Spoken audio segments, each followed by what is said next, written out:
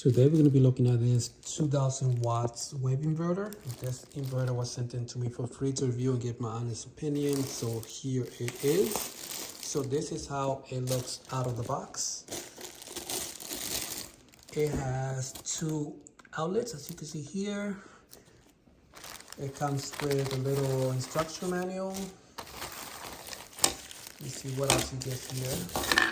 This will be a remote. Yep, wire remote. And then you have two cables to connect it to a battery. So we're gonna go ahead and plug this in. I'm curious to see how much power you can get out of this, and plug different appliances onto here and see what it could handle. You wanna make sure that you have a solid connection over here. So this is pretty tight there, okay. And then go ahead and put the little cover over it.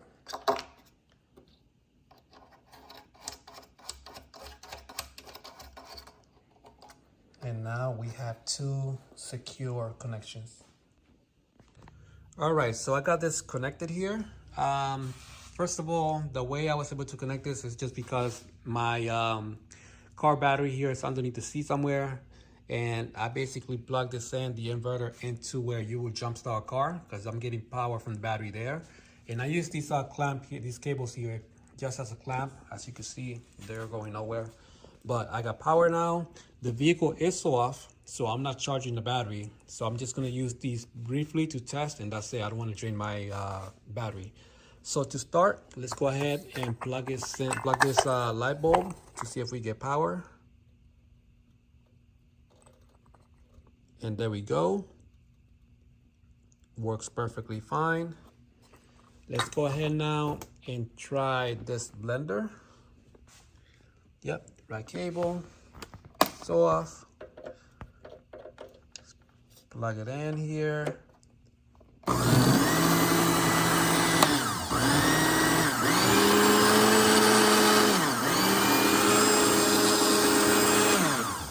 So that works fine.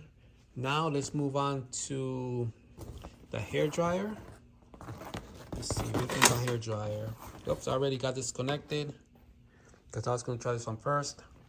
So hair dryer, let's go ahead and turn this one on.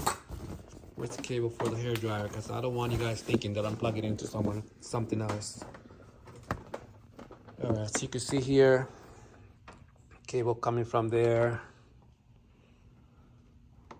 And onto the blower. It works.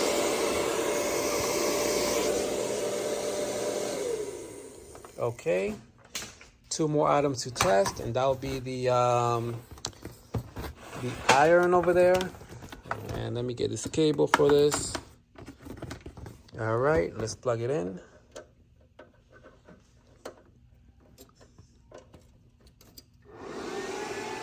See, it turned on. Yep, it's getting hot. And you notice that the air, the fan first turned on because it has high power demand. So that's working fine. That worked. And we got one more item to test, and that's going to be the drill.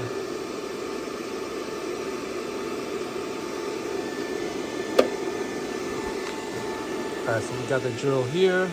Let's see, cable.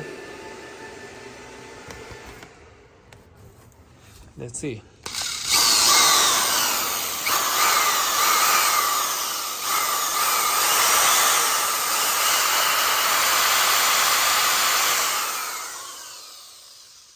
All right, so everything's working pretty good. Let me turn this, unplug this. Like I said before, there's a internal fan to keep the system cool. Whenever it senses like a high amount of energy being drawn, it actually turns the fan on automatically just to keep it cool. And you have two outlets, 1 and 2. You have a USB here, and this is for the remote, which I haven't used. You could turn it on and off through here as well. So far, oh, and it comes with you can actually, if you have this in a cell location, you can actually drill it in. It comes with the screws for that. So this unit is pretty cool, pretty powerful, I think, and it's been working right now with my testing pretty good. So if I'm able to power all these appliances, I mean, what else do I need it for? So for that reason, guys, this inverter is something that I highly recommend.